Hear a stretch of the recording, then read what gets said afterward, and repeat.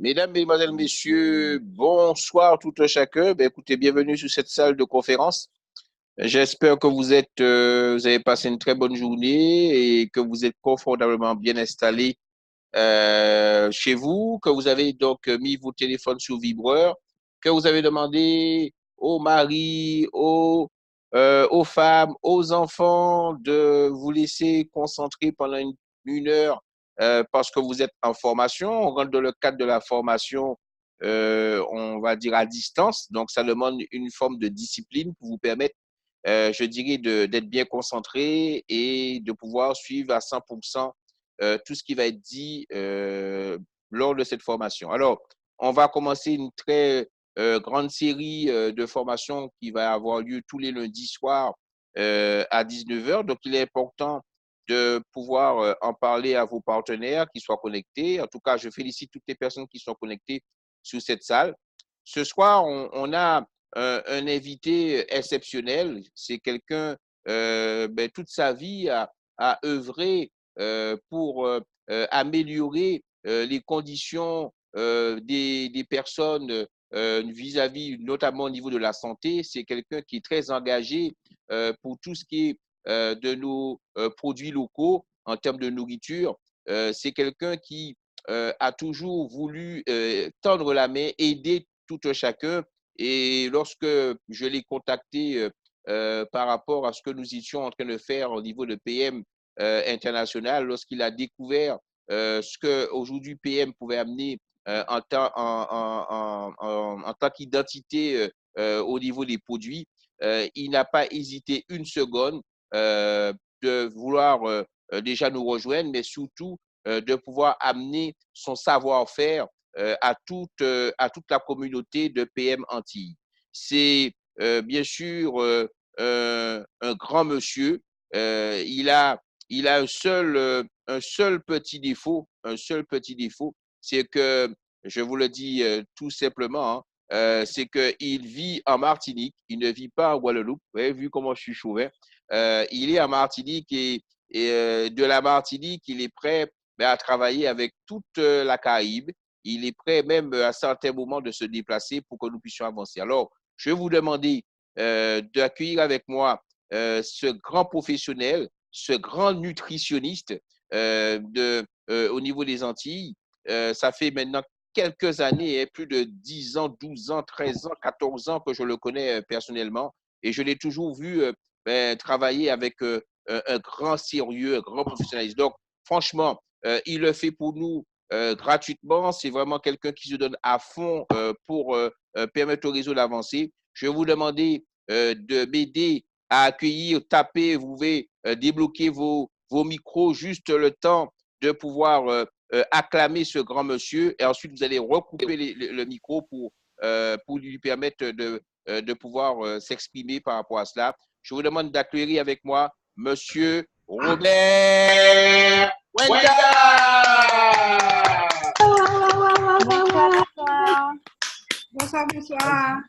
Bonsoir, bonsoir. Bonsoir, bonsoir. Bonsoir. Merci, bonsoir. Merci Rudy pour cet accueil, un grand monsieur. Enfin bon, on est grands tous quelque part, donc nous allons passer une heure ensemble, enfin peut-être un peu selon le rythme que nous aurons. Nous allons passer, je ne sais pas si j'ai partagé l'écran, non. Si, vous voyez mon écran? Pas encore, tu l'as pas encore partagé. Non, j'ai pas fait le partage d'écran là. Là maintenant, écran partagé, voilà. Partager l'écran, ça doit y être. Vous voyez, dites-moi si vous y êtes. Oui, parfait. Bon. Très bien. Bon, oui, nous allons commencer. En fait, je ne sais pas si j'ai dit bonsoir à tout le monde. L'idée, c'est vraiment de nous amener à un certain niveau, tous. Mais ne croyez pas que j'ai la prétention de former des nutritionnistes. Non, c'est pas ça. Mais je dis simplement que quand nous avons des clients en face de nous, il faudrait que nous parlions sérieusement, parle peu, mais précisément de ce que nous savons. Les produits sont bons, de toute façon les produits sont bons, et souvent beaucoup de personnes arrêtent parce qu'ils ne connaissent pas l'importance de ce qu'ils ont entre les mains. Et là, je vais essayer, en tout cas à mon niveau, de partager avec vous. Je vais m'arrêter d'ici une demi-heure pour pouvoir prendre éventuellement des questions pour ne pas être trop long, on continue à avoir le monologue, mais on va développer ensemble. C'est un atelier, donc ce n'est pas du tout une conférence fermée. Je ne suis pas là pour prêcher, je suis là pour échanger avec vous. S'il y a des choses que vous n'avez pas comprises, n'hésitez pas, notez, c'est nous-mêmes pour nous-mêmes, donc nous allons partager cette expérience que j'ai. Voilà. Donc, j'ai commencé mon titre en disant oui, je vais mincir. Oui, je vais mincir parce que c'est un engagement personnel. On ne va pas forcer quelqu'un et je n'ai jamais forcé qui que ce soit. J'ai travaillé avec ceux qui le veulent. D'ailleurs, l'efficacité est d'autant plus au rendez-vous que la personne est volontaire au lieu de lui imposer quoi que ce soit. L'une des choses que je mets dans toutes mes causeries, c'est qu'il faut obéir aux lois de la nature. Le vent souffle dans une direction, je peux vouloir aller dans le sens contraire. Je peux vouloir, je vais essayer, mais ça me sera beaucoup plus difficile. Qu'est-ce que je veux dire par là? Il faut qu'on connaisse un minimum de nous-mêmes, de ceux qui sont en face de nous. Il faut que nous ayons un minimum de connaissances pour que nous puissions naviguer sans trop nous fatiguer et pour que ça soit beaucoup plus efficace. Donc, il faut, pour commander la nature, il faut lui obéir. Et dans le cadre de problèmes de poids, puisque nous allons travailler ce soir sur le problème de la minceur de la ligne et dans l'optique de notre défi minceur, mais également pour tout le monde qui en a besoin, pour éventuellement conseiller des proches, des voisins, même pour vous-même, pourquoi pas, parce que nous sommes notre propre vitrine dans tout ce que nous faisons, c'est dans ce sens-là. Donc, je disais, en dehors des causes réelles, médicales, il y a quelques épines que nous avons qui nous empêchent souvent de garder la ligne, en tout cas de retrouver la ligne. Premièrement, il y a la grande disponibilité des aliments. On aurait été dans un pays où il n'y a pas tout ça de choses à manger, la tentation serait moindre. Il y a aussi la diminution d'activité physique. Les repas qui sont pris à contre-courant, on verra tout le long, l'importance du rythme de nourriture. Les repères traditionnels qui sont perdus. On mangeait d'une certaine manière, il y avait une saison pour chaque chose. Maintenant, dès que je peux acheter, je vais consommer, là aussi. Et puis, il y a la méconnaissance des produits. On ne sait pas ce qu'il y a, on ne connaît pas les conséquences de ce que nous achetons. Nous ne connaissons pas leur impact sur nous, sur nos enfants et sur les gens qui sont autour de nous. Et puis, il y a une chose également qui est très importante, le régime yo-yo. Beaucoup de personnes, dans le souci de garder la ligne, font du yo-yo tout le temps. Nous verrons aussi son importance sur la détermination et sur le profil et des autres. Le yo-yo, c'est-à-dire sont les régimes qui sont mal gérés. Les régimes sont mal gérés, vont perturber le fonctionnement de l'organisme et conduisent même à la résistance. Le corps résiste. J'entends beaucoup de gens qui disent « Ah oui, je ne perds plus, on aurait dit que mon corps résiste. » Oui, le corps résiste quand je le choque tout le temps comme ça, je l'agresse, il finit par mettre en place un système de défense où la perte de poids devient difficile, où il va s'employer à garder son poids coûte que coûte, parce que c'est une question de survie. Par rapport à tout ce que je lui fais subir, le métabolisme va changer, nous verrons aussi, ce sont des mots que j'emploie, mais on va les voir au fur et à mesure. Cela va entraîner l'augmentation des réserves de sécurité. L'organisme qui est agressé va faire des greffes de sécurité, des fois que je lui refais le même coup. Et puis, en même temps, souvent, il y a la faim spécifique qui augmente. Ce que j'appelle la faim spécifique, il peut me manquer une vitamine. Il peut manquer une vitamine, mais mon corps l'interprète comme s'il y a un manque général. Et souvent, il me manque peut-être la vitamine B1, B6 ou B12. Et je lui donne à manger des grosses quantités de nourriture qui ne vont pas satisfaire ce besoin de manque aussi spécifique soit-il.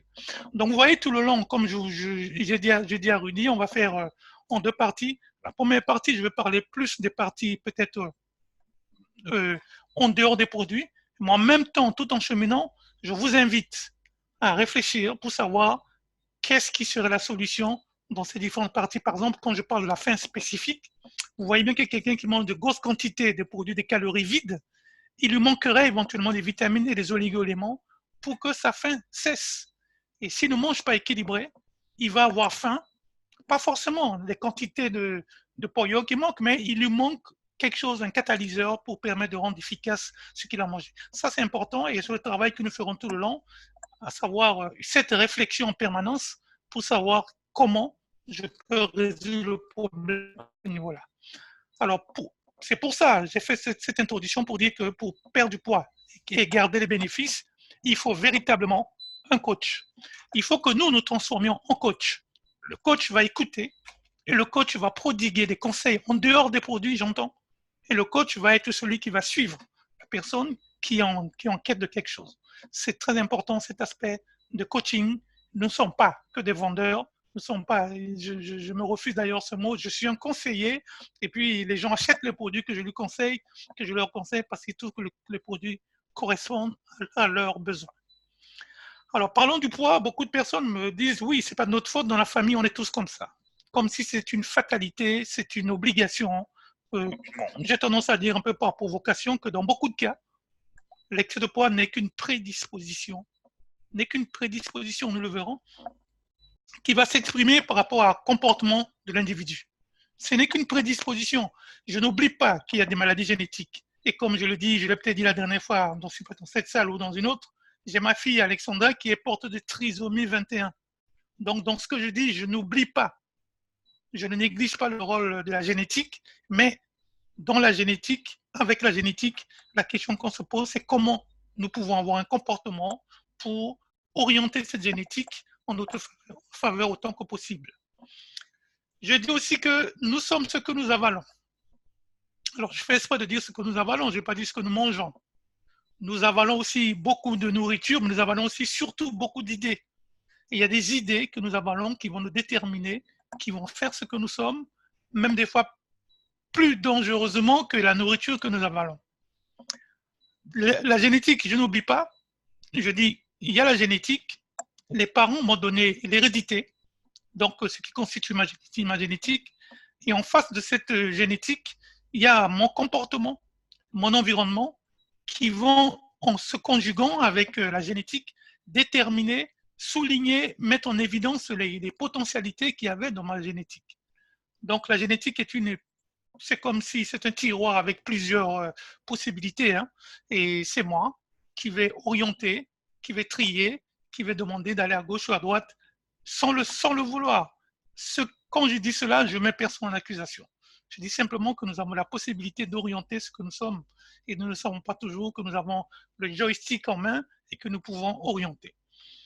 On parle de plus en plus, et on en parlera de plus en plus, de l'épigénétique.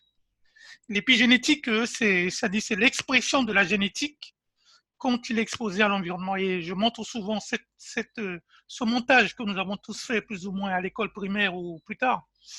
Une pile avec une ampoule, si le contact est mis sur on, l'ampoule va s'allumer. Si le contact est mis sur off, ça va couper le contact, la lampe ne va pas s'allumer. Donc nous avons dans la pile une disponibilité, un potentiel d'énergie qui ne va s'exprimer que si je mets le contact dans la bonne position. Je le dis encore, nous le faisons encore plus de façon plus dramatique, puisque avec des amis, nous sommes en train de faire la prévention primaire du cancer en Martinique et nous mettons beaucoup l'accent là-dessus et surtout en ce mois-ci d'octobre où je ne veuille pas que les Amazones fassent leur manifestation, mais j'aurais souhaité que nous ayons un comportement qui puisse orienter l'ADN, pas pour favoriser, mais pour l'orienter vers la santé. C'est dans ce sens-là que je dis que les gènes sont contrôlés, nos gènes sont contrôlés comme une série d'interrupteurs qui vont autoriser, bloquer ou moduler d'une manière ou d'une autre l'expression qui est enregistrée dans notre ADN. Donc nous pouvons orienter et pour ceux qui en doutent souvent, je dis mais si je vous amenais chez mes amis pygmées en pleine forêt équatoriale en Centrafrique, hein, malgré l'hérédité que tout le monde a, ben, on n'aura certainement pas le même corps. C'est exactement comme une plante, hein, on met une graine à terre. La manière dont on va l'arroser, cette plante va croître ou pas. Si je lui donne de l'eau propre, elle va croître. Si je lui mets de l'essence dessus, sûr que cette plante n'ira pas loin. Donc là aussi, enfin, j'exagère un tout petit peu, mais des fois, on avale des choses qui nous détruisent plus que ça nous facilite la vie. Et ça aussi, il faudra que nous en soyons conscients pour choisir les bonnes choses. Donc, je deviens ce que j'avale, je dis. Je deviens ce que j'avale. La nourriture que j'avale, pour résumer, l'air que je respire, l'activité physique, même les câlins que je reçois ou pas, les câlins. il y a des enfants qui vivent dans un milieu qui est aimant. L'enfant va évoluer autrement.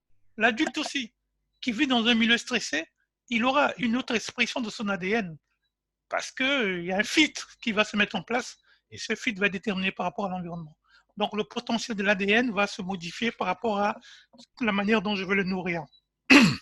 Tiens, j'ai cet ami guyanais qui était venu là en Martinique, effectivement. Ben, chaque fois que je vois ça me rappelle. Je me dis, en fait, il n'a pas grand-chose, juste un bout de morue qu'il a en main, et avec un peu de pollo et surtout beaucoup de piment ce jour-là. Alors, quand j'arrive là, si on était en salle, je pose la question, pourquoi je mange de telle manière ou de telle autre? Qu'est-ce qui me pousse à manger? Qu'est-ce qui me stimule dans mes choix culinaires? Et qu'est-ce qui fait que, alors souvent on me dit, parce que j'ai faim pour les besoins de l'organisme, pour beaucoup de choses, enfin bref, des choses tout à fait nobles, peut-être. En tout cas, j'ai défini, en fait, ça vous le trouverez nulle part parce que c'est moi qui l'ai inventé de toutes pièces, ça marche souvent. J'ai résumé en 4 points. Qu'est-ce qui nous guide? Qu'est-ce qui nous pousse à manger? Le premier point, et peut-être le plus important pour beaucoup de personnes, et surtout chez les enfants, c'est le plaisir de manger. J'aime le gombo, je veux en manger. J'aime pas les brocolis, je ne veux pas en manger. J'aime pas le gombo, je ne veux pas en manger. Donc j'aime, je n'aime pas, ce sont les choses qui vont me déterminer souvent dans mes choix culinaires. C'est le premier point d'ailleurs, le plus important chez beaucoup de personnes, sauf ceux qui sont malades et qui font attention.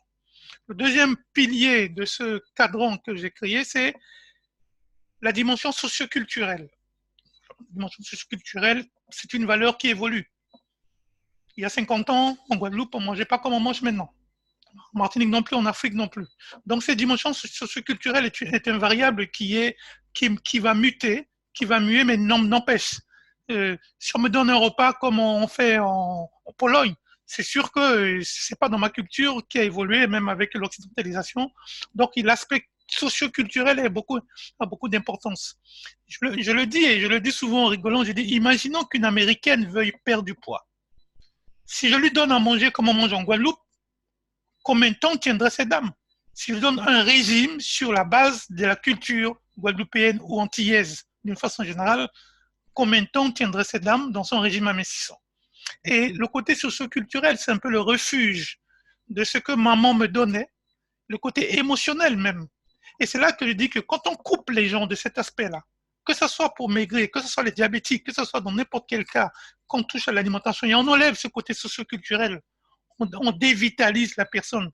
Donc, on va tout faire pour garder cet aspect-là parce que ça fait partie des déterminants du bien-être de cet individu. Donc, la dimension socio-culturelle, la valeur physiologique aussi, ça dit je mange aussi pour me nourrir, je mange pour satisfaire les besoins de l'organisme, pour ne pas mourir, bien sûr, mais pour me soigner en même temps aussi. Et là, je vous dis, dans notre groupe, le réseau que nous faisons pour lutter contre le cancer, notre slogan, ils ont adopté ce que je leur ai proposé. Je mange, je me fais plaisir et je me soigne. Donc, je mange, je me fais plaisir, bien sûr. Et si ma nourriture pouvait servir des médicaments, comme disait l'autre, c'est une très bonne chose. Il y a un quatrième pilier qui est le pilier psychologique. Je mange aussi des fois quand je manque d'énergie ou bien je manque pas d'énergie biologique. Hein. Quand je mange, quand je suis triste, quand j'ai le limbé ou le gros poil, comme vous voulez, il y a certains aliments qui me font du bien, qui me ressourcent et qui me rechargent. Donc ça aussi, il faut en tenir compte. Et dans l'assiette, sans s'en rendre compte, nous avons ces 4 éléments qui se retrouvent souvent avec une dominante plus ou moins d'un côté que de l'autre, mais il faut en tenir compte si on veut vraiment accompagner quelqu'un, si on veut vraiment ne pas créer de frustration pour avoir des résultats durables dans le temps. Une assiette satisfaisante, pour ne pas dire une assiette équilibrée, le mot équilibré, je m'en méfie parce que équilibré, cela suppose que je connaisse exactement les besoins de la personne. Enfin, je dis ça, une assiette satisfaisante pour rester un peu dans pas le vague, mais sans pour autant calculer les calories, mais une assiette qui remplisse la personne de bien-être.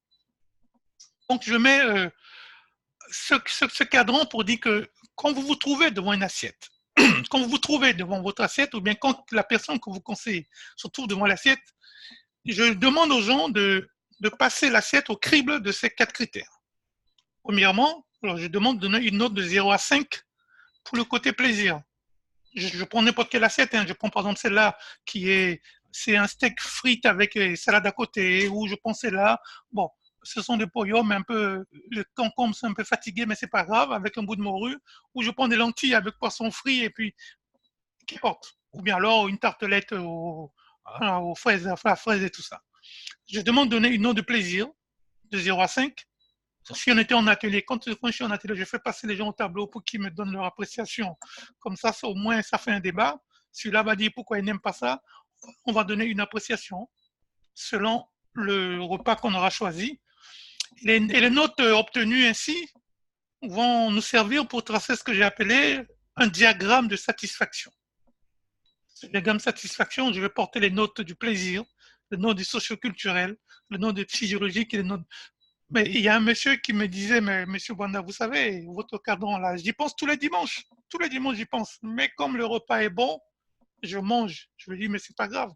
Au moins, vous savez que ça existe et que vous pouvez choisir vos plats en fonction de ces critères. Donc, il y a des assiettes souvent qui penchent plus la note maximale pour le plaisir et un peu socioculturelle qui sont psychologiques. C'est la plupart des cas. Parce qu'on ne sait pas souvent ce qui est le côté physiologique. Puis vous avez des assiettes, par exemple, un diabétique qui dit, moi, la santé importe plus que tout, le plaisir, ou bien les grandes personnes qui disent, ouais, moi, bon, bref, une assiette qui va pencher plus sur le côté physiologique et peut-être le plaisir un peu délaissé, ça non plus, c'est pas bon, parce qu'il faut qu'une assiette qui roule, une assiette qui est équilibrée, une assiette qui satisfasse les 4 dimensions. Là, je suis debout dans mon assiette, j'ai pas de frustration, je suis jock.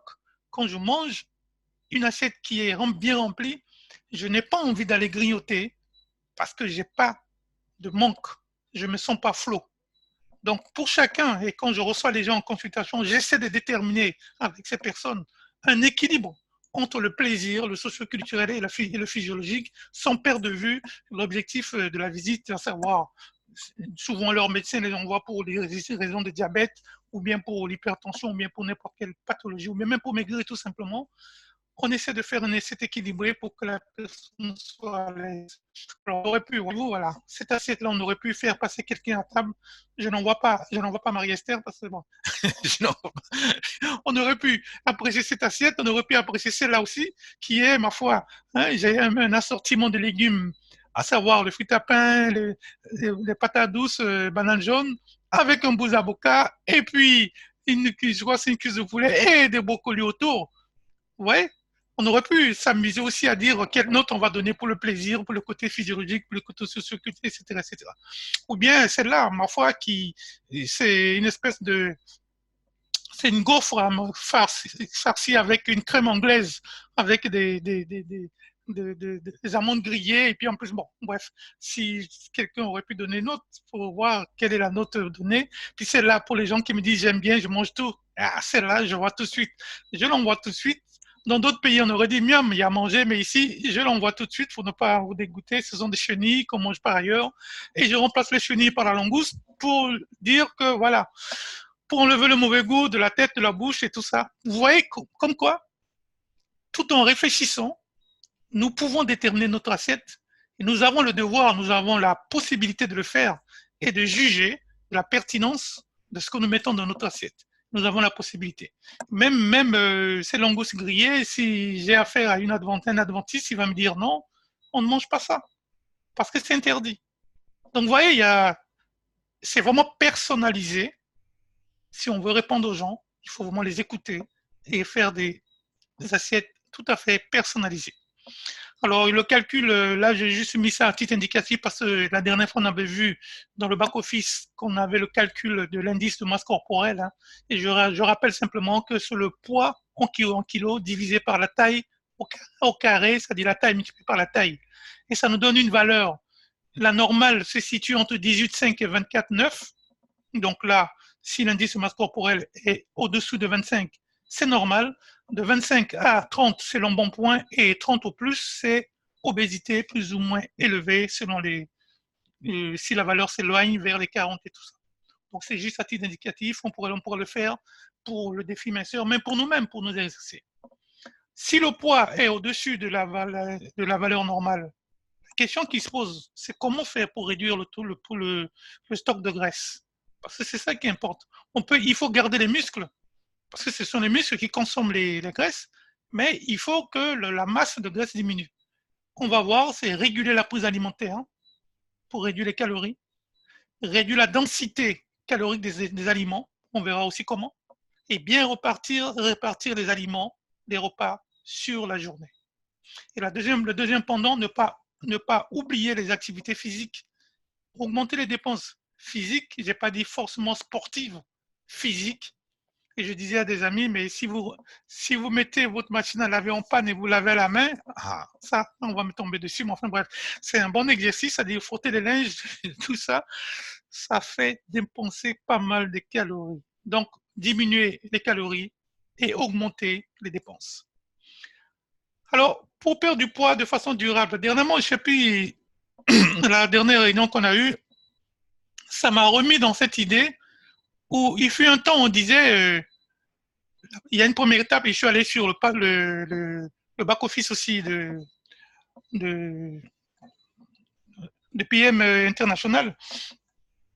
Et j'ai vu effectivement qu'on parle de contrôler, c'est-à-dire il y a plusieurs étapes. On contrôle dans la partie exemple de menu, contrôle le poids, transition et stabilité. Ça m'a interpellé parce que c'est quelque chose qu'on disait il y a longtemps, mais moi je le dis plus. Je le dis plus parce que je me pose la question, qu'est-ce qu'on stabilise? Est-ce qu'on stabilise le poids? Est-ce comme si on guérissait de la maladie obésité? Est-ce qu'on peut stabiliser le poids si on ne change pas plus? Parce que ça laisse entendre que je fais un régime, je suis en phase de régime, et puis après la stabilisation, ben, je me lâche. C'est ce que font beaucoup de personnes. Et ça, malheureusement, ça entraîne beaucoup de désordre. Je dis, on en parle, justement, on tirera une conclusion. J'ai gardé ça, j'ai pris dans l'exemple, effectivement, dans le back-office, dans l'exemple de menu, j'ai pris un menu qui est dans la partie contrôle et transition. J'ai analysé et je me dis, mais en fait, par rapport à l'autre menu qui est dans la phase de stabilisation, ben, pour moi, si je me trompe, vous allez me le dire tout à l'heure, mais j'ai sensiblement les mêmes choses, à savoir les féculents, des légumes verts, des protéines et puis des produits laitiers. Si je donne ici, bon, tant qu'on n'a pas donné le nombre de calories, le poids de chaque aliment, on ne peut pas préjuger de la chose. Mais en fait, si on fait ça comme ça, sans donner les grammages, sans donner les quantités, je crains qu'on ne soit pas au bon rendez-vous. Mais enfin bref, je lance le débat simplement pour qu'on en parle. Entre nous sommes entre nous, il n'y a pas de souci. Tout ce que je sais, c'est-à-dire que c'est valable pour vous, valable pour tout le monde. Il y a ce que je consomme, il y a ce que je dépense. La différence, je mets en réserve. Dans les dépenses, il y a les dépenses physiques et les dépenses métaboliques. Dépenses physiques, vous l'entendez bien. Je bouge, je joue au football, je marche, je cours, je lave mon linge à la main. Ce sont les dépenses physiques. Les dépenses métaboliques, c'est ce qu'il faut comme énergie pour que mon corps reste en vie, à savoir pour entretenir le cœur, les reins, le foie et tout ça, enfin les fonctionnements en dehors de toute activité physique. Donc les deux combinés vont consommer ce que j'ai avalé moi-même. Si j'avale 4 étoiles et que mes activités me permettent de dépenser les 4 étoiles, j'en mets 0 en réserve. Si j'ai des réserves, cela veut dire que je ne dépense pas tout ce que j'ai avalé. Donc je reprends, si j'ai des réserves, ça veut dire que quand j'accumule les dépenses physiques et les dépenses métaboliques, ce que j'ai avalé ne me permet pas d'éliminer tout ce que j'ai avalé. Et c'est pour ça que je dis que ce n'est pas ce que je mange qui pose problème, mais c'est ce que je ne dépense pas. Parce qu'un grand sportif qui mange 4000 calories, s'il est brûle, il n'y a pas de souci.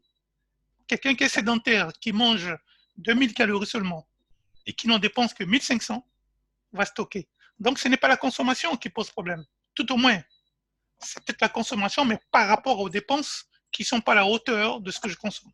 Donc il faut bien faire un parallèle entre ce que je mange et ce que je dépense pour savoir quel est mon vrai régime. Et comme je dis aux gens, ce n'est pas docteur XYZ qui va me le dire, hein.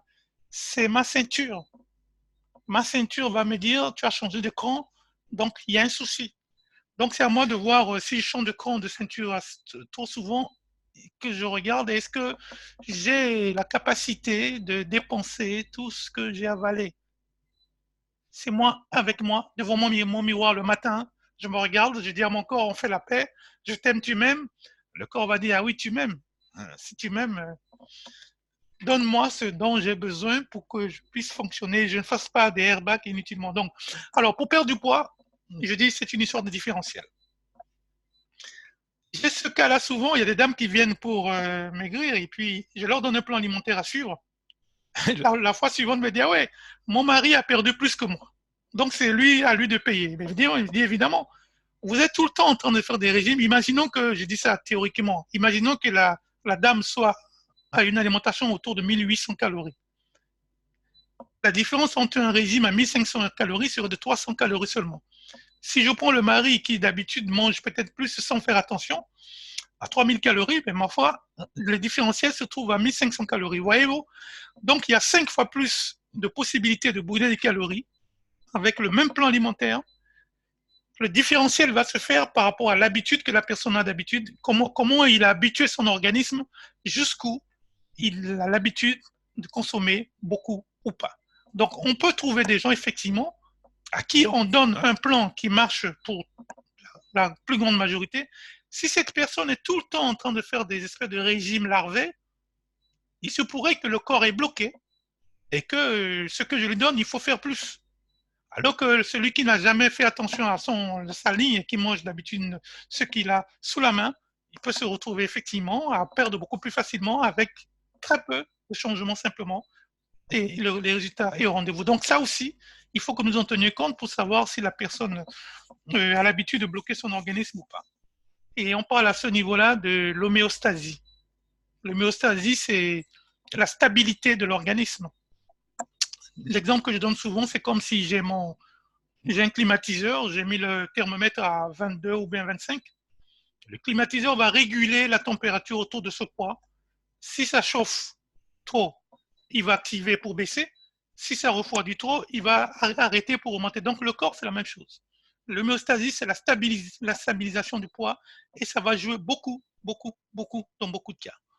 Je prends le cas de ce bonhomme, suite à une activité physique, suite à des sports ou bien une alimentation adaptée, va perdre du poids. Mais le fait de perdre du poids, son corps va mémoriser, va enregistrer cette perte de poids comme un changement, comme une espèce de bousculade. Et il va l'analyser au niveau du cerveau, parce que son cerveau avait enregistré les repères. Le foie, le cœur et tout ça battent à un rythme par rapport à ce qu'il a comme masse corporelle. Donc, il y a un sens de régulation, de valeur de référence, qui fait que quand il maigrit trop, il va balancer une espèce de résistance.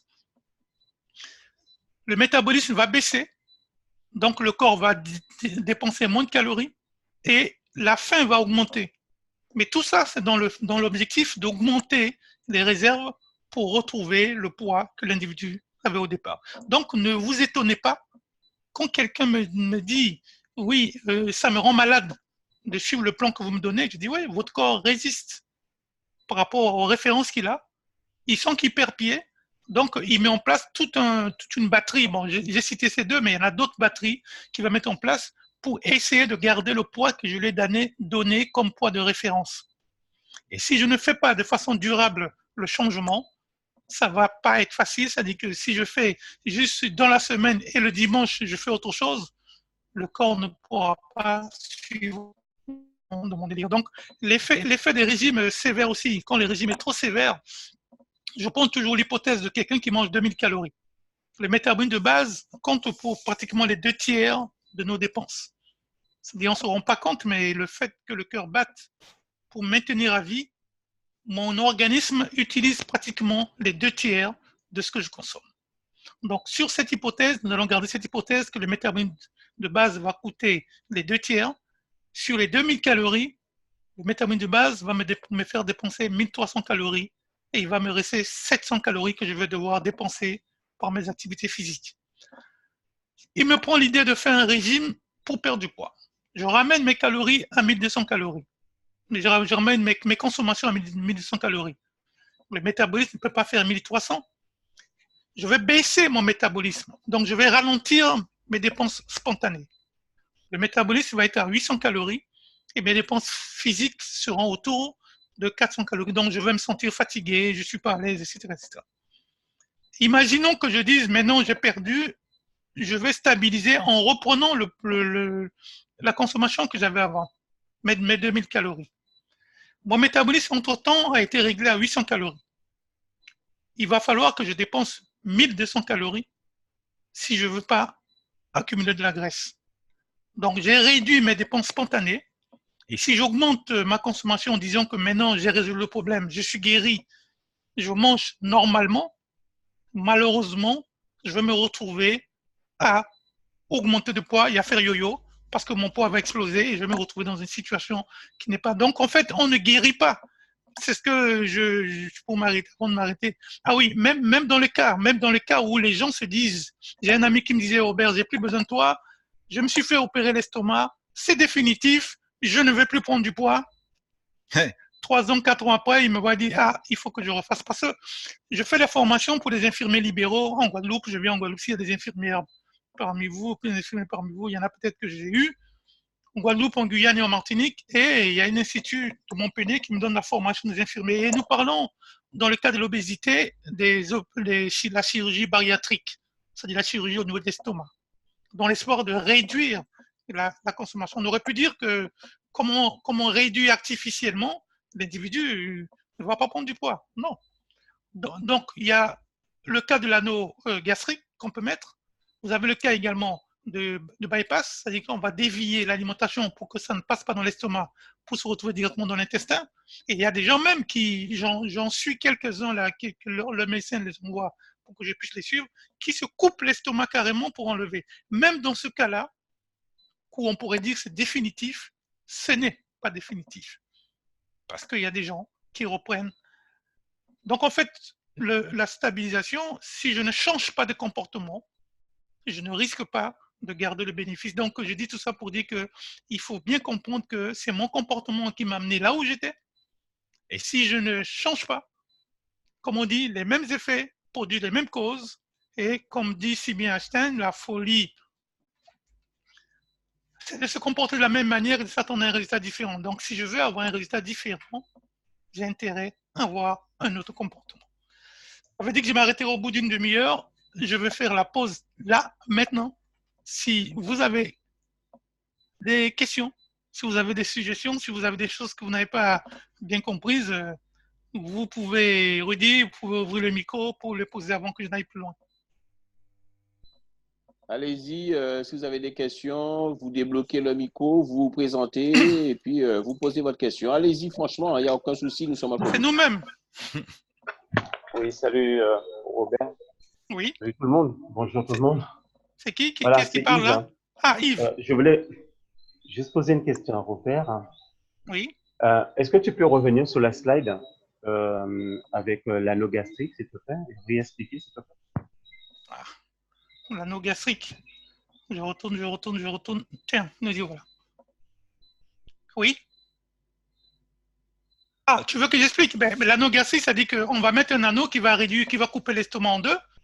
Il y a une petite poche en haut avec un petit appareil, un boîtier sous-cutané qui permet de faire des réglages. Donc, on peut élargir plus ou moins l'anneau gastrique avec cette petite manette-là qui permet de réduire. Donc, on peut augmenter le volume de la partie supérieure ou bien restreindre un peu plus de sorte que quand on mange, l'aliment tombe dans la partie supérieure et on est vite rassasié. Et ça va descendre progressivement vers la partie basse. On espère par ce fait que la personne se sente remplie très rapidement et ça l'empêche de beaucoup manger. Voilà, je ne sais pas si j'ai répondu à la question. Oui, tu as répondu à ma question. Je te remercie beaucoup. Je t'en prie. Super. Alors, merci beaucoup. Franchement, tu expliques bien, ça me fait plaisir. Bon, ben c'est nous-mêmes. Voilà. Donc, on revient à notre stade là. Ça dit que la folie, comme dit Einstein, c'est de faire la même chose. C'est-à-dire que ce que j'ai fait a produit des effets. Si je ne change pas fondamentalement, j'aurai les mêmes résultats. Alors, quand on dit qu'on va stabiliser, il faut que je stabilise mon comportement. Comme je le dis, il n'y a pas de stabilité de poids sans changement de référence. C'est-à-dire, dans ma tête, il faut que mon cerveau mémorise que mon estomac n'ait pas besoin de se remplir jusqu'à déborder. pour que je sois satisfait. Donc, il faut qu'il enregistre ça et qu'il soit formaté à ce niveau-là. Autrement, il va me redemander ce qu'il a l'habitude de recevoir et en ce moment-là, j'aurais rien fait. Une autre question, sinon je continue. Hein. Moi, je peux parler jusqu'à minuit. Hein. Bon, s'il n'y a pas de questions, on va continuer à prendre les questions à la fin. Juste une petite question, Robert. Oui. Dans le cas où la personne, tu as parlé de manque de vitamines, ça, effectivement, ça change au niveau du comportement, au niveau de ce que nous mangeons, juste parce qu'il nous manque de vitamines. Mais, et la personne qui a tendance à manger lorsqu'elle est fatiguée ou est-ce qu'elle est stressée, est-ce que ça rentre dans le même schéma? Oui, ça rentre dans le même schéma. En fait, le stress, c'est quoi? On le verra tout à l'heure. J'ai prévu de parler de ça. Le stress, c'est comme si j'ai un manque. Enfin, le stress est une pression. Mon corps répond à une pression. La pression peut être biologique, peut être émotif, peut être psychologique, mentale, spirituelle, tout ce qu'on veut. Donc, ce manque-là qu'il va percevoir, il va essayer de le combler par rapport en amenant de la nourriture. Mais des fois, il lui manque la vitamine B1, qui est la vitamine anti-stress, ou bien la vitamine C, qui permet d'amener de l'énergie. Et s'il lui manque ces vitamines, il peut avaler tout ce qu'il veut, il ne sera jamais en équilibre. Quand je parle de l'équilibre, c'est vraiment ça, l'équilibre. C'est-à-dire faire la paix avec soi. Faire la paix avec soi, c'est-à-dire mon corps est tranquille, il a tout ce dont il a besoin pour fonctionner, il n'est pas stressé. Le corps qui est stressé en état de manque, en état de fatigue, en état je dirais même de désespoir des fois. Donc, beaucoup de personnes retrouvent un réconfort en amenant les vitamines qu'il faut pour que le corps, enfin, puisse fonctionner correctement. Et ça, nous le verrons tout le long de tout ce que nous avons à faire. Et là, vous imaginez ce que vous avez entre les mains comme solution pour ces gens-là qui disent « je grignote tout le temps », parce que des fois, en amenant un cocktail de vitamines ou bien un cocktail la personne n'a plus faim. Il lui manquait juste la vitamine pour rendre opérationnel tout ce qu'il avalait. Donc, je lui amène ce qu'il faut et le corps est satisfait, tout va bien. Voilà. Donc, je continue. Alors, on parle d'équilibre alimentaire. Équilibre alimentaire, dites-vous. Pour moi, l'équilibre alimentaire, c'est premièrement le rythme des repas. On verra l'importance du rythme des repas. La qualité des aliments consommés, bien sûr, et la quantité des aliments consommés. Vous voyez, il y a le rythme, il y a la qualité. Est-ce que ce que je mange est suffisamment riche? Et vous voyez tout de suite prendre le nez pour le cocktail, c'est-à-dire que si l'alimentation n'est pas assez riche, en amenant une supplémentation vitaminique, je permets de combler la différence et mon repas, il devient tout à fait équilibré, même si les calories étaient amenées jusque-là, je vais amener les compléments et je me retrouve en état d'équilibre. Donc, vous voyez, la quantité aussi souvent, c'est en fonction de la densité nutritionnelle. Si mon repas est vide, ce sont des calories vides, et que j'amène les vitamines qu'il faut, l'organisme est satisfait et tout va bien. J'ai parlé du rythme des repas. J'ai l'habitude de dire que les calories du matin ne sont pas les calories du soir. Si je mange des pâtes le matin, vous voyez, ça c'est la courbe qui indique comment mon corps va dépenser les calories. C'est-à-dire, depuis 5 heures, je suis au top niveau entre 9 heures et 13 heures. C'est là où mon corps dépense le plus. Dans l'après-midi, on est un peu fléguédé, un peu fatigué. Ça remonte un tout petit peu en début de soirée. Et le soir, normalement, le corps est au repos. Et rien que ce tableau-là, déjà, je peux me dire comment je peux aider quelqu'un. Imaginons quelqu'un qui ne mange pas le matin. Il ne mange pas le matin, donc il n'a rien apporté au corps. Il prend juste un café ou un cappuccino, comme beaucoup de personnes me disent, il prend juste un cappuccino. Pour ainsi dire, je n'ai rien apporté à mon organisme. Le corps a besoin de nourriture le plus entre 9h et 13h. Qu'est-ce que je suis en train de dire à mon corps? Écoute, je ne suis pas là, je ne te donne rien, fais ton stock. Il va devoir faire du stock depuis la veille pour prévenir ce moment où le matin je ne lui donne rien. Il va stocker de la graisse en prévision de le manque que j'aurai qu'il aura supporté. Alors, ça me fait penser à ce débat actuellement sur le net. On parle de fasting, du jeûne intermittent. On mange pendant 8 heures et pendant les 8 heures, on mange et puis pendant 16 heures, on va jeûner. Et généralement, on dit aux gens, le petit déjeuner, il faut sauter. On verra. Fasting ou pas, ça aussi, c'est important d'être clair dans sa tête. Je dis, si je ne mange pas le matin, alors là, il y a le jeune sumo qui me dit, vous voulez faire un régime sumo? Vous voulez faire un régime? Des fois, je marche dans la rue, je me dis, il doit y avoir un concours de sumo sans que je le sache. Enfin, Ça, c'est quand je veux être méchant, je pense à ça. Mais ça veut dire que, il dit, si vous voulez faire un régime sumo, vous sautez le petit déjeuner et vous mangez plus le midi et le soir. Effectivement, si je reviens rapidement à ma courbe qui est là où le corps baisse dans ses consommations, si je commence à manger à partir du midi et plus le soir, là où mon corps baisse, c'est là où je le charge au maximum. Effectivement. Alors qu'il ne dépense pas beaucoup le soir, qu'est-ce que vous voulez qu'il fasse avec sinon stocker? Donc, si vous voulez faire un régime sumo, c'est le secret. Ne pas manger le matin et puis manger plutôt le midi et le soir. Là, vous êtes sûr que vous allez stocker. Parce que les sumos, je ne blague pas, comme dit ce que j'ai appris des sumos, les sumos, ils démarrent leur journée, ils s'entraînent sans manger. Mais ce faisant, ils démarrent depuis 5 heures du matin, ils ne mangent pas, ils s'entraînent sans manger. Ils affament le corps suffisamment pour que quand ils se mettent à manger, le corps, le midi, il mange des grosses quantités de repas qui font que ils vont faire de la graisse parce qu'ils ont affamé l'organisme suffisamment pour lui donner, et quand il donne à manger, il va stocker. Mais ce que je dis par rapport au fasting, ce qu'on ne dit pas aux gens, si je ne mange pas le matin et je mange 2 feuilles de laitue à midi, il n'y a pas de raison que je grossisse. Mais si je ne mange pas le matin et que j'amène le midi et le soir, comme font le sumo, de quoi fabriquer de la graisse, c'est là où il va stocker au maximum. Donc, rien que sur le rythme des repas, je peux déjà jouer pour la ligne pour espérer garder autre chose. Et j'ai parlé du matin, je ne l'ai pas dit tout à l'heure parce que je laissais ça pour plus tard. Nous sommes complètement contrôlés par les hormones. Rudy parlait du stress tout à l'heure. Quand un animal est en danger, ou bien même nous-mêmes, quand nous sommes en danger, nous mettons en position de combat. Le danger peut être psychique, peut être l'agression peut être psychique, physique, économique, tout ce que vous voulez. La première étape, c'est de l'adrénaline. Le cœur se met à battre. Et tout de suite après, une autre hormone prend le relais, c'est le cortisol. Le cortisol, on connaît souvent la cortisone qu'on donne comme anti-inflammatoire comme médicament, mais naturellement, mon corps produit du cortisol quand il est stressé. Et on voit que le matin, on l'appelle aussi l'hormone de l'éveil, le taux de cortisol, quand je pense 5 heures du matin, il va commencer à s'élever comme s'il y a un stress. Et le stress, effectivement, c'est le manque de nourriture qu'il a subi pendant la nuit. Le taux de cortisol augmente. Tant que je ne donne pas à manger, le taux de cortisol augmente. Et le cortisol, je vous le rappelle, si je ne l'ai pas dit tout à l'heure, le cortisol va orienter le corps à fabriquer de la graisse. C'est-à-dire que quand je suis stressé, quand on dit le stress fait faire du mauvais gras, quand je suis stressé, mon corps produit de la graisse pour faire des réserves de sécurité en cas de combat et en cas de danger. S'il y a un combat, la graisse va servir. Mais s'il n'y a pas de combat, parce que c'est moi-même qui suis psychologique en tête, que je fais mes affaires, le stress fait que je fabrique de la graisse pour rien. Et vous voyez bien que j'ai remis volontairement la courbe de la journée que j'avais tout à l'heure.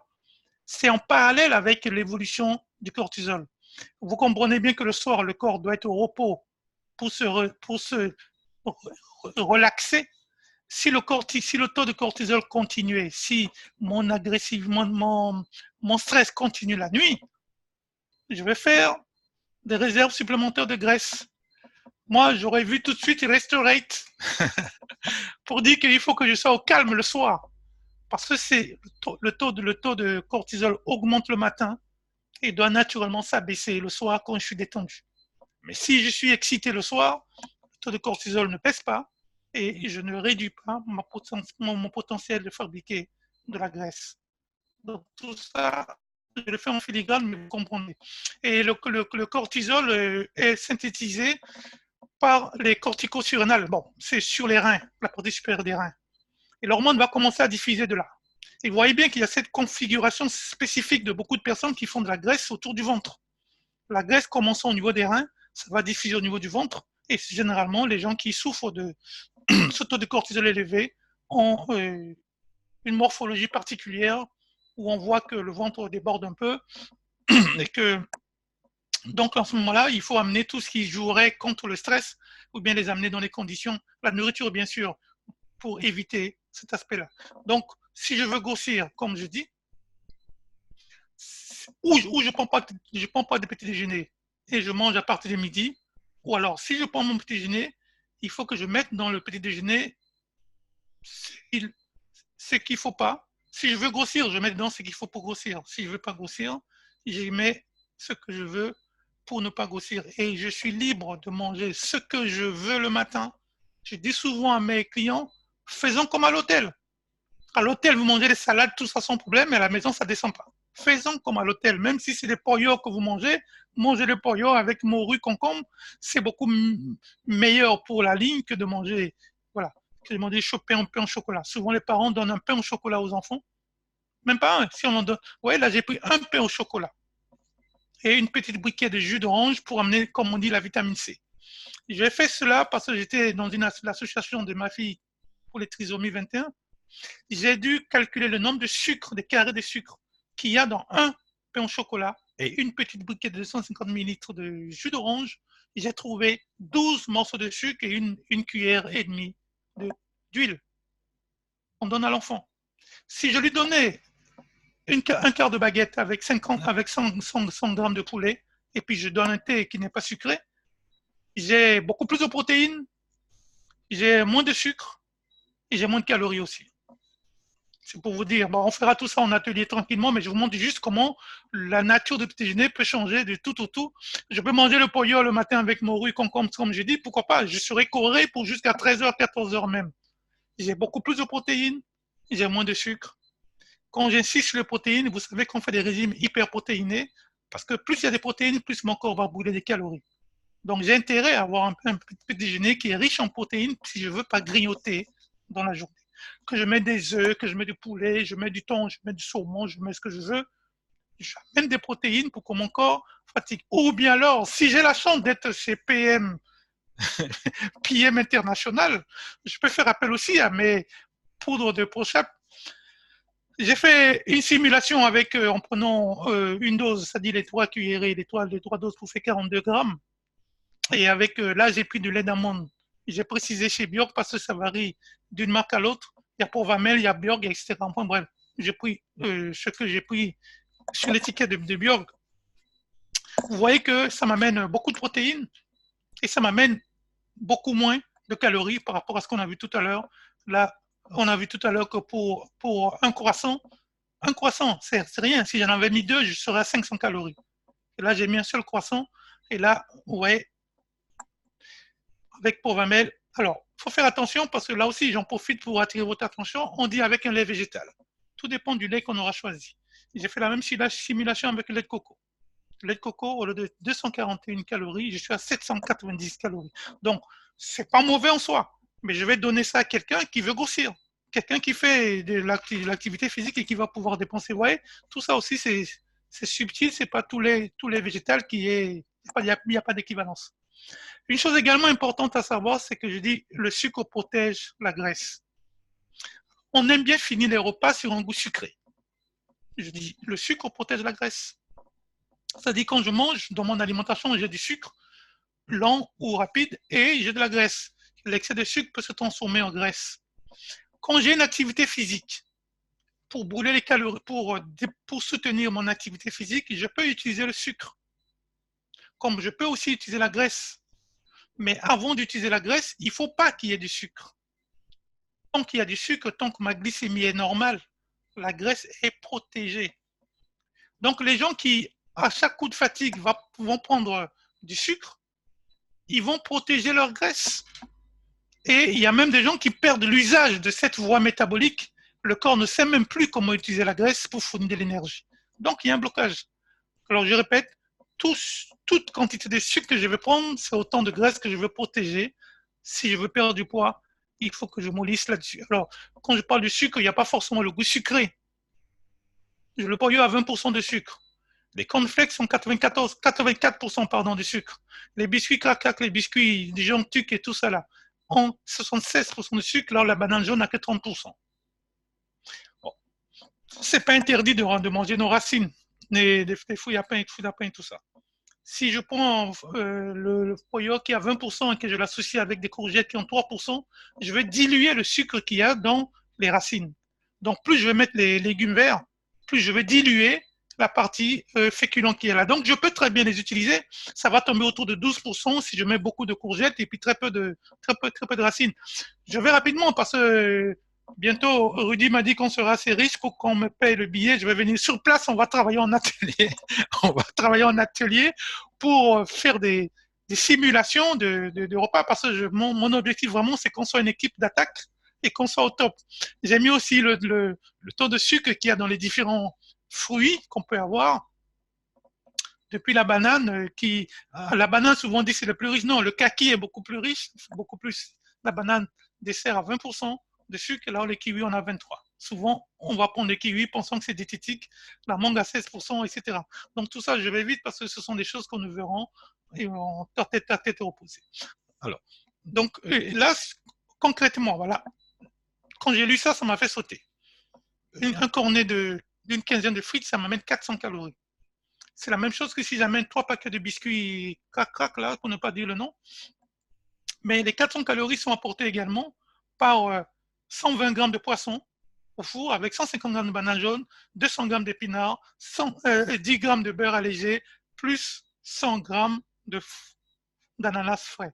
Bon, j'ai mis l'ananas pour dire qu'il y a un dessert. Je ne suis pas pour le dessert, mais j'ai mis pour dire que tout un repas complet serait remplacé, amènerait les mêmes nombres de calories qu'une quinzaine de frites.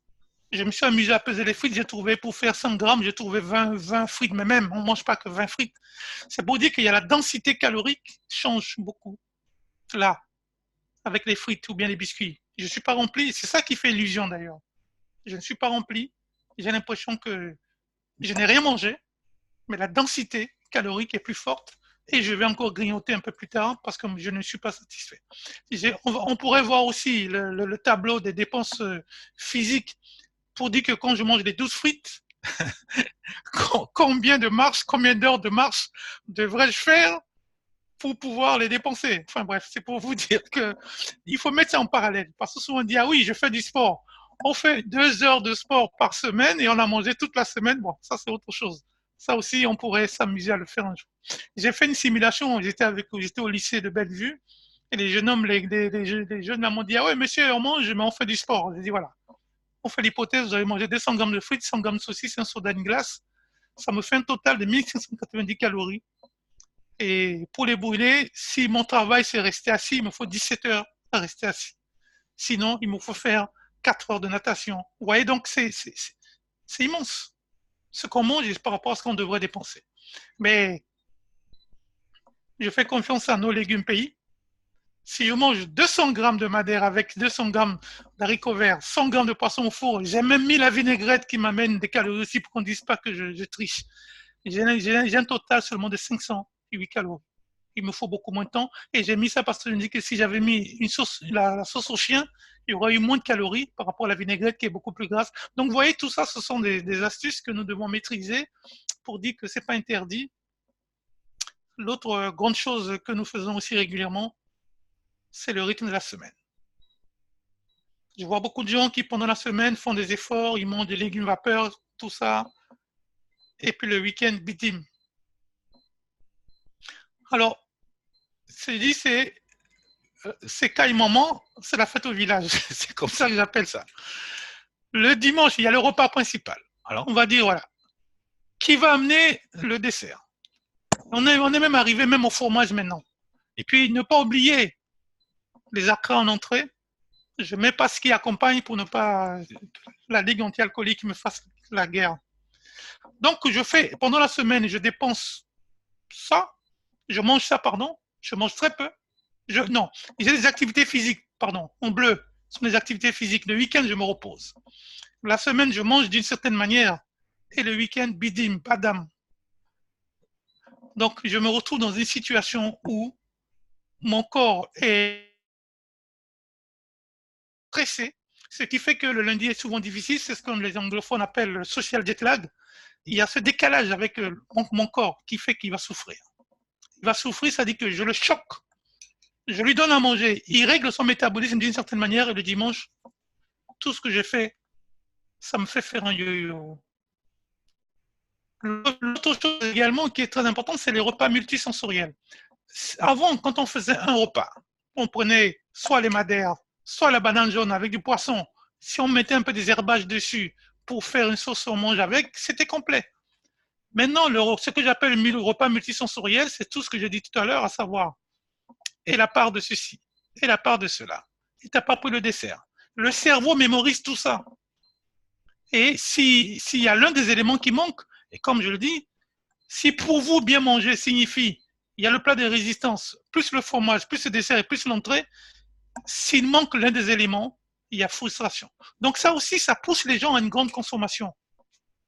La diversité, je ne dis pas qu'il ne faut pas manger varié, mais je dis simplement que ces différents éléments que nous avons introduits dans notre façon de manger font que nous consommons un peu plus, parce que je peux être rempli avec mes haricots verts, mes légumes, mon poisson, mais psychologiquement, c'est-à-dire mon cerveau dit où est le fromage, ou il va dire où est le dessert.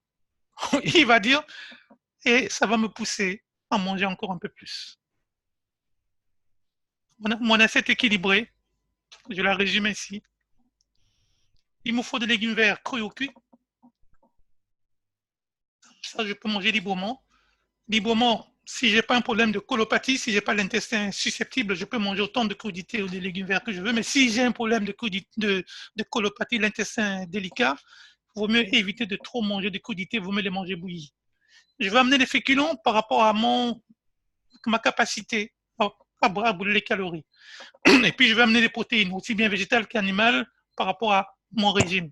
Donc, tout ça là, voyez-vous, il n'y a aucune obligation. C'est un curseur.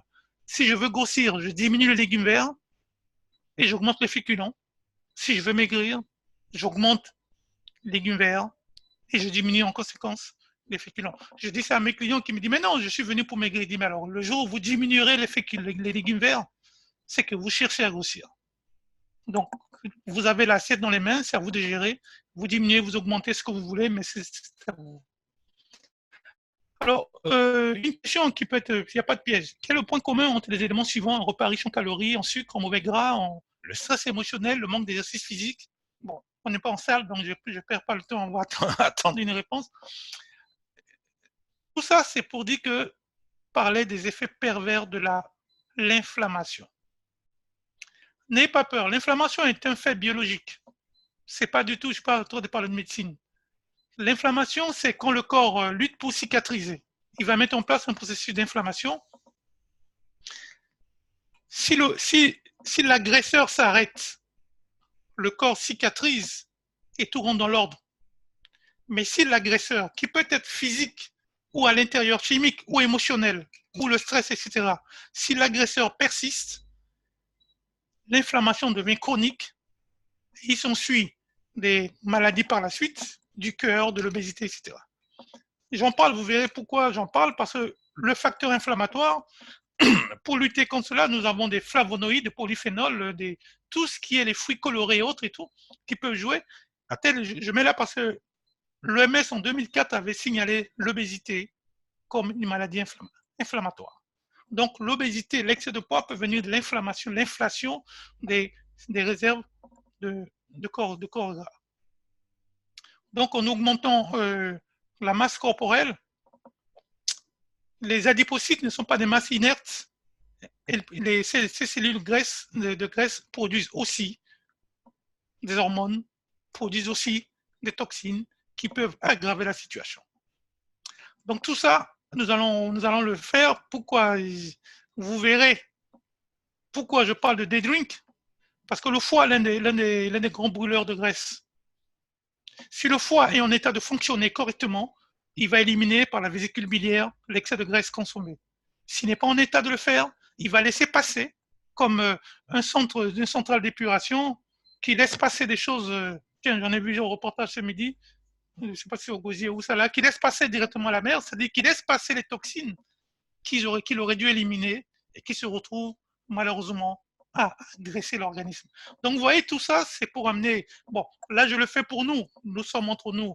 Mais je peux faire la même chose pour le public. Donc, on peut très bien convoquer dans une des conférences. Et en ce moment-là, on va mettre ça au préalable pour pouvoir parler de la pertinence de nos produits par la suite pour que dire qu'on ne vende pas de l'eau de pipi de chat, mais on vend des choses qui sont bien adaptées aux circonstances.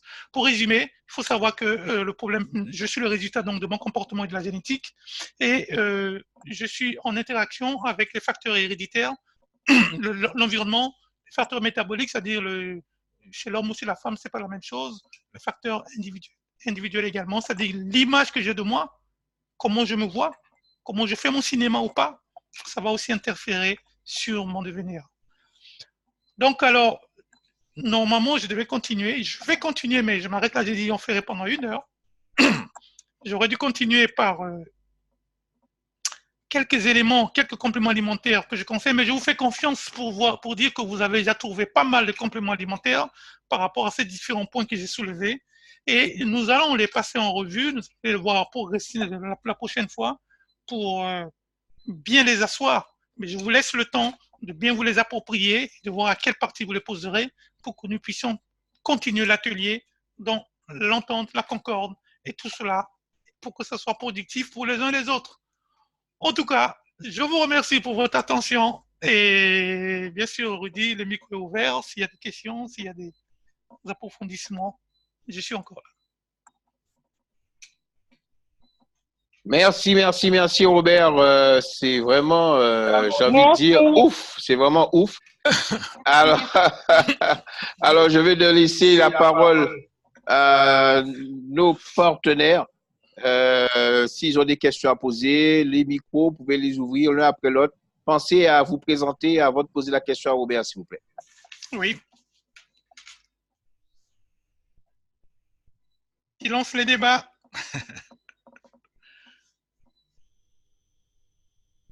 Ah, il n'y a plus personne? Oui, ma question est la suivante. Quand tu parles de différentiel, oui. Quand tu dis que la perte de poids, c'est une histoire de différentiel, c'est où j'ai pas bien compris. Bon, alors, ça dit que si mon corps, si je vivais avec une certaine masse, imaginons que je consommais 2500 calories. D'accord? Ça va jusque-là? Oui, oui. Si je ramène mon régime à 1500 calories, entre 2500 et 1500, j'ai 1000 calories qu'il va falloir que je récupère quelque part. Si je vivais avec 2500 calories et que je ramène à 1500 calories, j'ai un différentiel de 1000 calories. Et ce différentiel, il va falloir que je prenne dans mes réserves propres puisque je ne les avale plus. Et ça, je vais devoir prendre dans mes graisses. D'accord. Donc, ça dit que c'est pour ça que je disais que les hommes, enfin, les maris souvent qui ne font pas de régime tout le temps, ils mangent peut-être plus que leur épouse. Et quand l'épouse réglemente un tout petit peu, on amène un petit changement au niveau de l'alimentation, le mari va perdre beaucoup plus parce que lui, il a l'habitude de manger peut-être 3000 calories. Là où la femme mangeait que 1800 calories, par exemple. Et si je ramène les deux à 1500 calories, la femme a un différentiel seulement de 300 calories qui représente très peu de masse graisseuse. Alors que le mari, qui a 1500 calories, ça représente beaucoup plus de graisse qu'il va falloir déboucher. D'accord. Non, mais donc, tu as compris ou tu... Oui, non, c'est-à-dire que je suivais ce que tu disais. Oui. Donc, si je comprends bien, la perte de poids, quand tu parles différentiel, ça va plus sur, je veux dire, sur les calories. Sur les calories qu'on va absorber, je veux dire, au niveau des produits qu'on va absorber, il va falloir à ce moment-là calculer le nombre de calories. Non, on ne va pas calculer, mais je vais simplement dire que tu prends quelqu'un qui mange gras d'habitude. Il n'a pas besoin de calculer. Ah, j'avais vu quand je suis arrivé en Martinique, j'avais vu mon garagiste. Enfin, j'avais un garagiste, il ne savait pas que c'est nutritionniste. Je suis allé une fois chez lui et puis il dit, ouais, Mawambouk a parlé de, qui c'est ça, tu es diététicien. Je dis, ouais, je suis diététicien. Il me dit, mais tu me vois mon gros ventre et tu me dis rien. Je dis, mais tu m'as pas demandé de te faire baisser le ventre. Il me dit, bon, je te demande maintenant, qu'est-ce que tu me dis? Je lui dis, voilà, chaque fois que je viens, tu as une bière en main. Tu mollis sur la bière. Et tu manges ce que tu veux à condition que tu mettes beaucoup de salade à côté. Et je ne lui ai pas dit de calculer. Je lui ai dit, tu manges ce que tu veux. Tu manges igname, fruita, tout ce que tu veux, mais tu mets une salade. La salade va diminuer forcément la densité calorique de ce qu'elle va manger. Les courgettes, j'ai dit tout à l'heure, les courgettes sont à 3% de sucre. Là, le fruit à pain en a 20. Et je ne parle pas des frites qui en ont pas de 50 et quelques. Si j'associe, je vais diminuer la densité calorique sans faire de calcul. Mais je mets les calories pour qu'on puisse avoir une visualisation des choses. Mais je ne demande à personne de calculer les calories. Et quand on fera les exercices, vous verrez que si je mets des légumes verts avec des racines, je dilue forcément les racines. Mais ça, je donne des calories pour avoir une représentation visuelle de ce que ça représente, mais je ne dis pas de calculer. D'accord, d'accord. Donc, c'est la composition des repas. C'est la composition de l'assiette, c'est-à-dire la densité calorique de mon assiette. Si je mange banane jaune avec haricots rouges, il n'y en a pas un pour sauver l'autre. Tous les deux sont féculents et féculents. Si je mets banane jaune avec des concombres ou bien avec des épinards, tu vois bien qu'il y a une différence. Je vais baisser sur le total de mon repas. Donc, rien que ça peut faire un changement notable. D'accord. Okay. OK. Une deuxième question que j'avais. Quand tu as parlé des assiettes, oui. Ce que je voulais savoir, c'est les légumes, si j'ai compris, les légumes diminuent l'apport calorique. C'est ce que je viens de dire. Imagine que les légumes sont comme des éponges, comme des buvards. Imagine que tu as le même volume et que tu remplis d'abord ton estomac ou l'assiette avec des légumes verts. Non seulement il y a moins de place pour mettre les féculents, mais en même temps, quand tu manges les féculents seront absorbés par les fibres alimentaires. Non seulement ça va diminuer, ça va diviser par 2, par 3 la densité des calories que tu as dans ton assiette, mais en même temps, tu ne vas pas tout absorber. Puisque les buvards vont absorber une partie du sucre, une partie de la graisse. Ce qui fait que le transit intestinal est accéléré et la personne absorbe moins. Donc, il y a tout bénéfice. OK, ça, je ne le savais pas. Ça te va? Oui, ça, je ne le savais pas par contre. Ah, ben c'est ça. Ça dit que la composition de l'assiette, si je prends, comme dit, si je prends madère et que je mets dedans des haricots rouges avec diol polyus et tout ça, je suis dans le plus et puis plus. Si je prends les madères et que je mets à côté des haricots verts, je vais diluer le sucre, le 24% qu'il y a dans les madères, je vais tomber à 12% peut-être de sucre. Donc, j'aurai moins de calories à devoir dépenser puisque je diminue la densité calorique de mon repas. Et c'est cet exercice-là, quand je parle d'associer plaisir et physiologie et le côté socio-culturel, et l'assiette, c'est celle-là. Je pense ce que j'aime. Qu'est-ce que je mets autour pour que l'assiette soit civilisée, si j'ose dire, pour contrôler la densité de mon assiette et non pas plus et plus. D'accord. D'ici peu, tu vas voir que tu vas composer l'assiette de tes clients, le doigt dans le nez, comme on dit. OK, merci. OK. Bon, il n'y a plus personne. Tout le monde est allé se coucher. C'est Christiane. Christiane. Marie-Christiane. Marie-Christiane, c'est bien ça. Hein? Christiane Marie-Catherine. Ah, Christiane, je sais bien qu'il y a Marie quelque part. Christiane.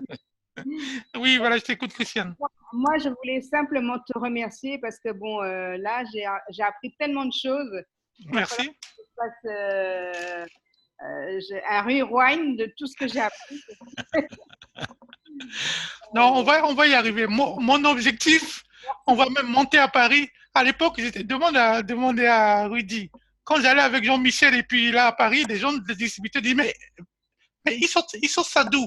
Mais c'est pas dans le back-office, ils prennent ça où? Il dit non, ça sort des Antilles. Donc on était beaucoup plus pointus que ce qu'on servait généralement.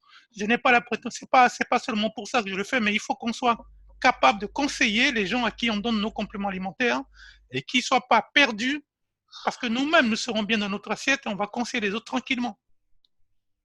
J'ai mis les calories, c'est juste pour qu'on puisse illustrer.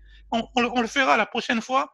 Je ferai des menus avec des calories et tout ça pour qu'on puisse voir la place.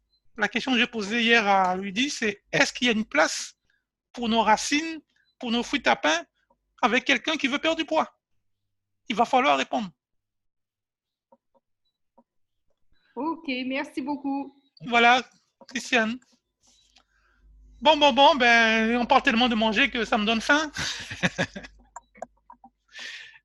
Alors, Rudy, qu'est-ce que tu m'as dit que tu mangeais hier, là? Que c'est Marie-Esther? Bon, on va s'arrêter là. Ouais, ça y est, c'est reparti. Non. Non, une petite salade, verte avec un peu de cresson et avec un peu de riz. Non, non, il n'y avait pas de riz avec un petit peu de jambon. Un petit peu de jambon. Poisson plus jambon. Non, non, il n'y avait pas de poisson. J'ai dit salade verte, croissant avec un peu de jambon. C'est ce que j'ai Ah, dit. d'accord, j'ai entendu poisson, hein, croissant. C'est l'accent qui m'a fait dévier. Eh bien, c'est très bien, c'est très bien. On verra le résultat. Je crois que je vais couper l'enregistrement ici. Bon, allez, mais en tout cas, je vous remercie et puis merci de votre attention. On sera dans cette logique-là. Au contraire, si vous avez des questions, notez-les. On fera des ateliers en rapport avec tout ça. Il faut qu'on soit à l'aise simplement et qu'on parle aussi simplement, qu'on mette nos compléments alimentaires, qu'on mette nos racines, qu'on mette tout ça, mais qu'on soit à l'aise. Et les gens il faut qu'ils sentent la différence. On n'est pas en train de leur faire manger des poudres pour me faire manger des poudres, mais on leur fait manger des compléments alimentaires dans une logique d'une assiette équilibrée entre le plaisir, le socio-culturel, le physiologique et le psychologique. Voilà. Sur ces bonnes paroles, merci, voilà. Merci encore, docteur Robert Bwenda. Je vais vous demander d'applaudir et de remercier Robert pour ce superbe exposé que nous avons eu. Vous pouvez débloquer vos micros. Merci. Très bonne formation. Merci. Et nous avons donc rendez-vous lundi prochain à la même heure sur la même salle pour la suite, je dirais, de notre comment je peux dire ça, de notre atelier, voilà, pour devenir effectivement un coach. Merci Robert. Et puis on y va. Vous allez avoir l'intégralité de la présentation, de la formation, pardon, ce soir. Ça sera donc mis sous la salle sur 24 heures, le temps de télécharger tout cela. Vous aurez tout cela et vous allez pouvoir l'utiliser, réécouter, bloquer à certains moments et puis aussi commencer à voir avec vos futurs partenaires de ce que nous sommes en train de mettre en place pour pouvoir continuer à faire la communauté grandir. Merci à tous. Bonne soirée. Passez une bonne nuit. À très bientôt. Merci. Bonne nuit. Bonne santé. Au revoir. Ciao, ciao. Bonne soirée.